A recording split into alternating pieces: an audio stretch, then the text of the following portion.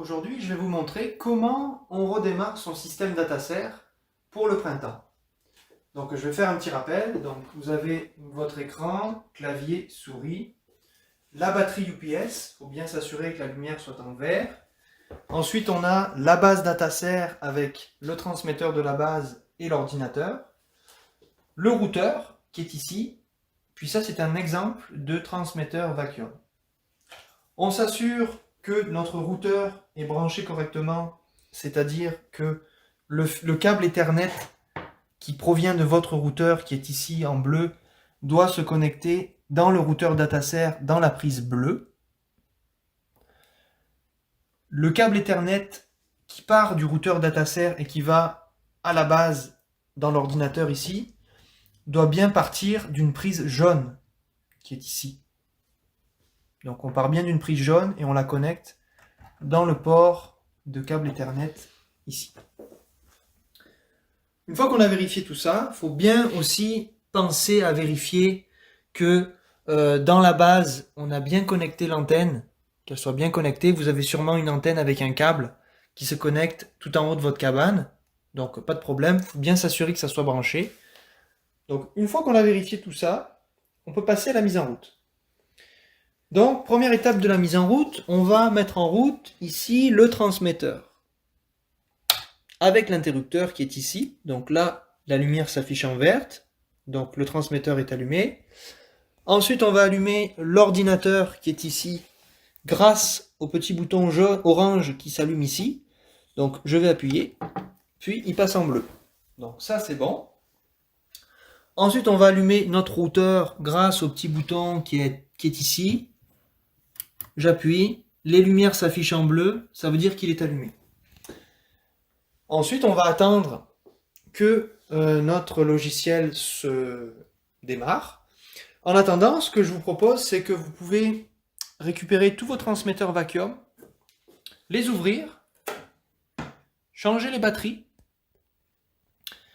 et puis comme ça, une fois que vous avez changé toutes vos batteries, on va pouvoir attendre un petit peu pour pouvoir passer à la prochaine étape. Donc là, je vais attendre que mon logiciel s'affiche. Donc là, vous laissez faire, il n'y a pas grand-chose à faire, on attend. Donc là, on va arriver sur la page, on va dire, d'accueil. On arrive en fait sur la liste des lignes de votre système par secteur, avec les niveaux de vacuum, les températures, et la colonne temps ici. Donc vous allez sûrement avoir une colonne temps comme moi, donc avec des en rouge, ça veut dire que ça fait longtemps que votre système, les transmetteurs n'ont pas communiqué. Donc la prochaine étape, on va aller dans l'admin. Donc l'admin c'est ici. On va dans l'admin. On met son mot de passe, son nom d'utilisateur et mot de passe. Donc d'abord bien cliquer. Voilà, nom d'utilisateur, mot de passe. On fait se connecter. Et là, on va aller dans les paramètres. Sur la gauche, ici. Donc je vais dans paramètres. Et on va se mettre en mode synchronisation, en mode installation. Donc vous cliquez sur la petite flèche ici. Puis vous choisissez installation. Installation. Ensuite, enregistrer. Voilà. Je vais maintenant repasser dans la partie secteur, ici à gauche. Donc secteur par ligne. Donc là, on revient ici. Ensuite, on ouvre tous nos transmetteurs dans lesquels on a changé les batteries. On va mettre en route donc nos transmetteurs avec le petit interrupteur qui est ici. Voilà. Donc là, on a eu 4 clignotements de rouge parce qu'en fait, je suis sur le canal 4. Et ensuite, on a les clignotements verts. Donc ça veut dire que le transmetteur est en train de communiquer avec la base. Donc ça, c'est bon signe. Par contre, ici sur mon écran, j'ai toujours des chiffres en rouge. Ça veut dire que les données ne sont pas encore arrivées.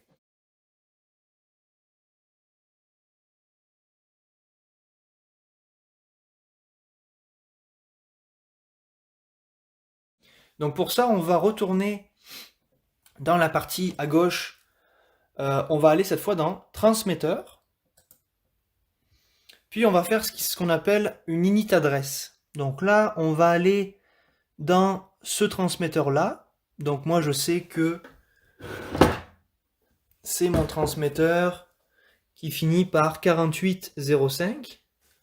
Donc je vais aller le trouver dans ma liste ici. Je le trouve 4805. Parfait. Je vais aller sur le crayon jaune.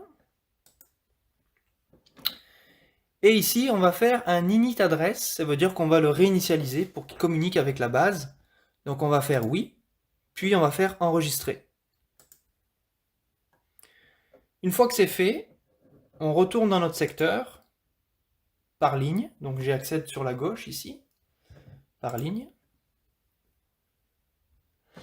Et la bonne nouvelle, c'est que vous voyez mes deux lignes de ce transmetteur, on a réussi à communiquer puisque les temps sont à 0, ils sont en vert. Vous pouvez ensuite commencer le déploiement de vos transmetteurs dans le bois par groupe de 10 environ, du plus près de la cabane vers le plus loin.